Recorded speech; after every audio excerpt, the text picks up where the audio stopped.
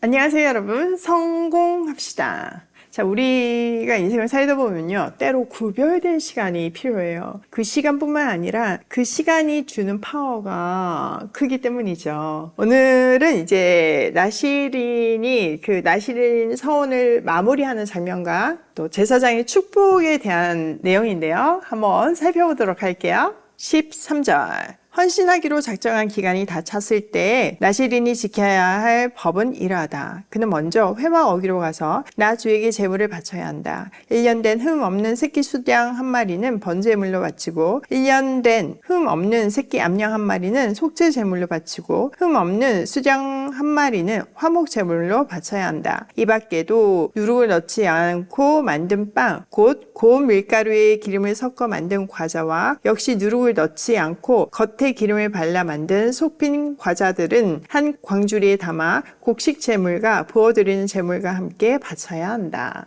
자, 나시린은 두 종류가 있다고 했죠. 평생 나시린이 있고 일정 기간을 정하고 나시린이 되는 경우가 있는데요. 이 경우는 일정 기간 동안 나시린으로 살다가 이제 그 마무리하는 장면을 얘기하고 있어요. 서원 기간이 끝나면요, 회막 어기에서 정해진 의식을 통해서 서원을 완성해야 했죠. 자, 이 나시린의 삶을 사는 기간 동안에는 정말 제사장보다 더 성결한 그런 삶을 살면서 하나님과 특별한 교제의 시간을 가졌잖아요. 그래서 이 중요한 나시린의 그 시작도 회막 어기에서 시작을 했고 마무리도 이 회막 어기에서 하는 거죠. 이 말은 하나님 앞에서의 삶이었다는 것을 말해주고 있어요. 자, 이 마무리하는 제사의식도 만만치 않아요. 여러 종류의 제물을 드려야 되는데 번제를 위해서 양, 속죄제를 위해서 암양, 화목제를 위해서 수양, 그리고 누룩 넣지 않은 무교 병가,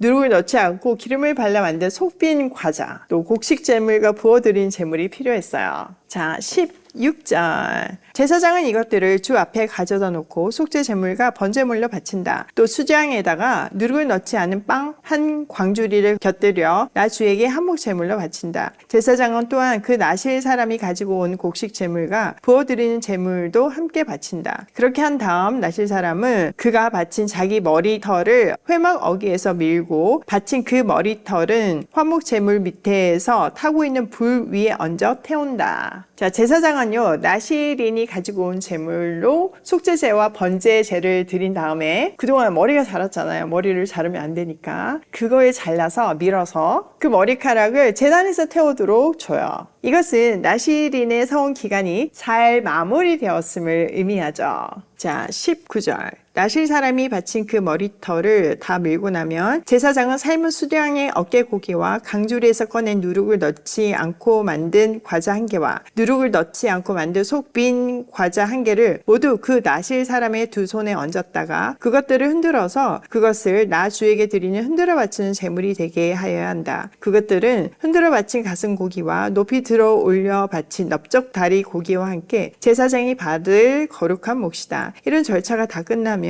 그 나실 사람은 포도주를 마셔도 된다. 자, 마지막으로 드려지는 제사가 화목 제사였어요. 제사장의 몫을 제하고 나시린은 나머지 고기와 포도주를 마실 수 있었죠. 포도에 관련된 거는 이 나시린 기간 동안에는 먹지 못했던 거잖아요. 이제 그것을 마심으로 해서 거룩한 영역에서 다시 일상으로 돌아왔음을 보여주고 있는 거예요.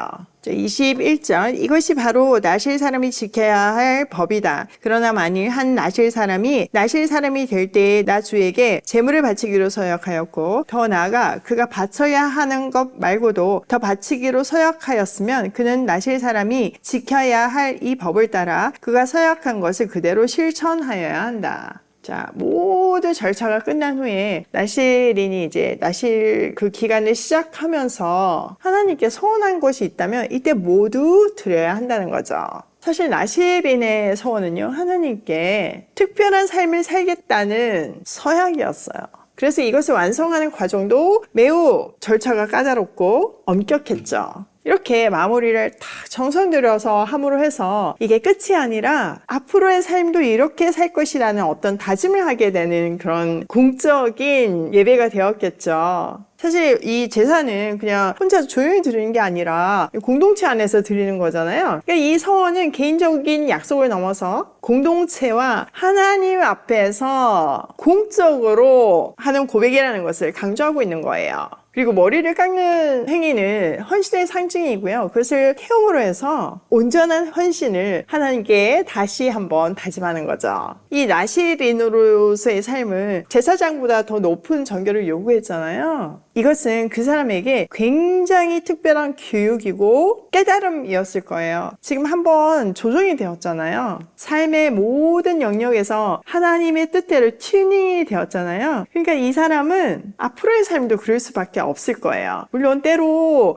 죄를 범하거나 그럴 수는 있겠지만 언제나 이 기간을 기억하면서 하나님 중심으로 조정된 삶을 살 수 있었겠죠. 이렇기 때문에 우리에게도요, 특별히 떼어진 시간, 하나님께 드리는 시간이 필요해요. 여러 가지 모습으로 있잖아요. 내 인생의 그 모든 새벽 기도가 그럴 수 있고, 또 일정 기간 동안의 금식 기도, 이런 것들이 다 하나님에게 특별히 드리는 시간이잖아요. 저도 제 인생에서 지금 이 새벽 기도가 없었다면 과연 오늘의 내가 있을까? 이런 생각을 해봐요. 절대 없었을 거예요. 매일 아침 하나님의 사람으로서의 정체성을 확인하고 또 하나님 자녀답게 살겠다고 고백하고 나의 하루의 삶을 하나님 앞에서 컨펌 받을 때 나의 하루가 다를 수 있었어요. 그 하루하루가 모여서 지금 저의 삶이 되었잖아요. 제 삶이 완벽하다는 얘기가 아니라 정말 하나님이 기뻐하시는 삶을 살고 싶은 그 몸부림이 있는 삶이라 저는 이런 삶을 살게 해주신 하나님께 정말 감사해요.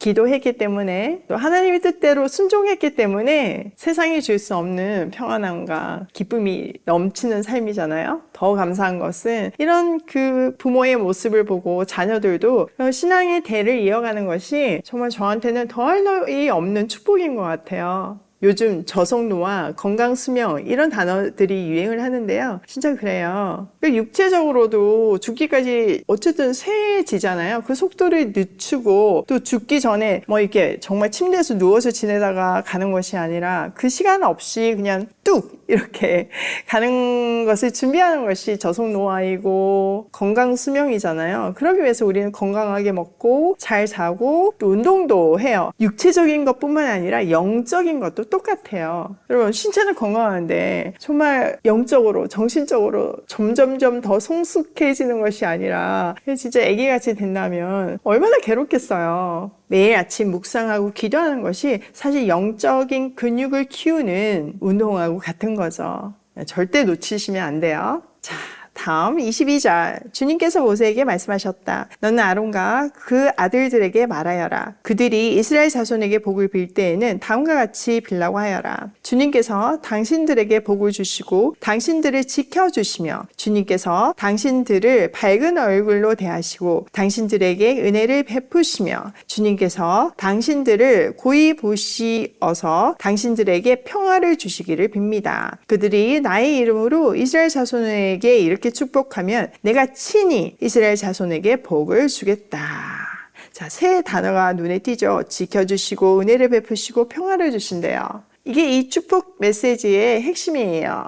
이 축복에서는요, 뒤에도 신약에 갈 때까지 큰 영향을 미치는데요. 시편에도 등장하기도 하죠. 이렇게 하나님은요, 모세를 통해서 아론과 그의 아들들이 백성들에게 축복할 때 사용할 말을 이렇게 확실히 정해서 주세요. 완벽한 내용을 주신다는 얘기죠. 이 축도는 하나님의 이름 여호와를 중심으로 세 문장으로 되어 있어요. 첫 번째 문장은 사람의 어떠함이 아니라 하나님이 일방적으로 그 사람을 축복하셔서 지켜주신다는 내용이에요. 두 번째 문장에서는 하나님이 밝은 얼굴로 그들을 대하시고 은혜를 베푸신대요. 은혜라는 단어도 우리의 어떤 조건에서가 아니라 하나님의 전적인 은혜잖아요. 그 은혜가 그들의 삶에 우리의 삶에 임할 것이라는 거죠. 세 번째는 하나님이 그들을 고이 보시고 좋게 보시고 평화를 주신대요. 그리고 중요한 것은 이렇게 제사장을 통해서 축복을 하지만 그 축복을 주시는 분은 하나님이시라는 거죠. 내가 친히 이스라엘 자손에게 복을 주겠다 이렇게 말씀하시잖아요. 이 축복은요, 이스라엘 백성이 성막에 들어오고 나갈 때 제사장들이 하는 공식적인 축복이 되었어요. 이것은 이스라엘 백성들에게 하나님과 특별한 관계 속에 있고 그들이 하나님의 보호와 은혜 속에서 살아가고 있음을 알려주는 거죠. 확인시켜주는 거죠. 그러면서 그 하나님 안에 있을 때 우리가 정말 원하는 그 평안한 삶이 유지된다.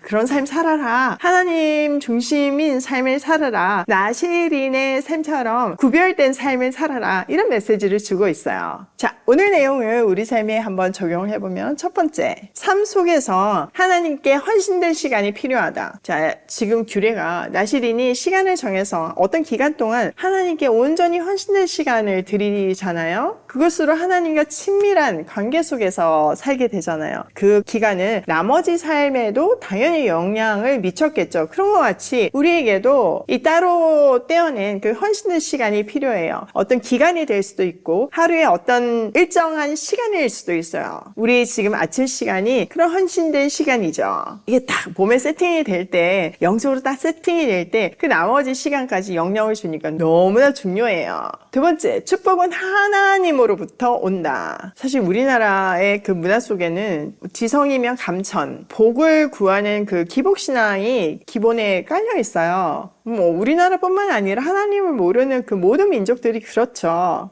그러다 보니까 그 문화 속에서 기독교가 기복신앙으로 들어올 때가 많아요. 그래서 무당한테 또 용한 점쟁이한테 가가지고 복을 빌듯이 하나님께 그런 복을 빌기도 하고 그런 그 용하다는 소위 기독교 안의 무당들을 찾아가기도 해요.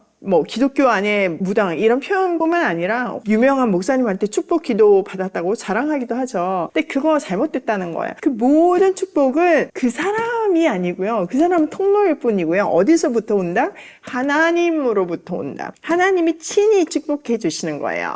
이거 꼭 기억하세요. 세 번째, 우리도 축복의 통로가 되자. 자, 제사장이 하나님의 축복을 전달하는 통로가 된 것 같이 하나님을 아직 모르는 사람들에게 우리는 그 축복의 통로가 돼야 해요. 게다가 베드로 사도가 우리는 왕 같은 제사장이라고 얘기했잖아요. 그러니까 이 지금 구약의 제사장들이 정말 그 축복의 통로가 된 것 같이 우리도 그런 삶을 살아야 하는 거죠.